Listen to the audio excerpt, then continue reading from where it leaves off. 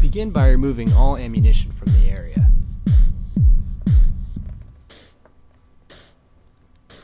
Now cock the shotgun halfway. Visually inspect the chamber, and then use one of your fingers to feel inside the chamber to ensure that the gun is truly empty of all ammo. Once you've made sure that your weapon is clear of any ammunition, you're ready to disassemble it for cleaning or repair. Remove any accessories you've attached to your weapon, such as a choke or a sling. Now use a flathead screwdriver to loosen the screw which tightens this clamp. Once you've removed the clamp, your magazine tube is no longer attached to your barrel. Unscrew the magazine tube, as you see here. Be careful, the spring inside your magazine tube is under tension. I almost lose my grip on it when the extension comes free.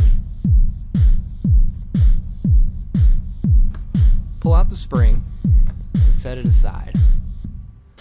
There's nothing holding your barrel to the rest of the weapon, so pull it free.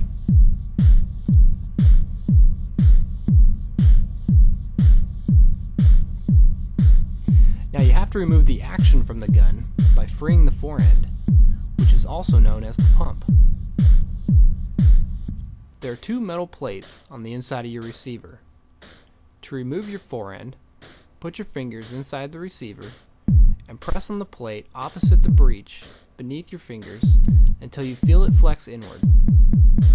As you're depressing the plate, pull the forend slowly away from the receiver until you've removed the action. Remove the two pieces of the action as you see here.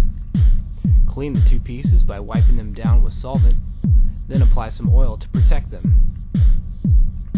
Now clean your barrel with a wire brush and solvent. Oil your gun to protect the metal surfaces. Once clean, replace your action onto the forend as such. Slide the forend back over the magazine tube until it re-enters the receiver. When replacing the action, depress the metal plate on the breech side of the receiver using your fingers. You will feel the action move about 1 inch into the receiver. Now depress the other plate as you ease the action back into the gun. Half cock your weapon and replace the barrel. Then replace the magazine tube spring and screw on the magazine tube extension as you see here.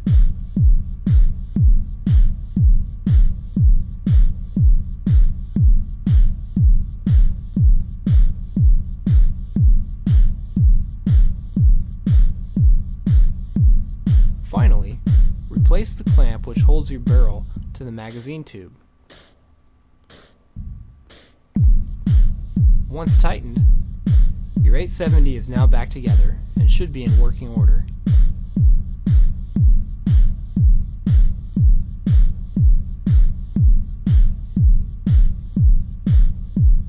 Cycle the action to ensure proper function.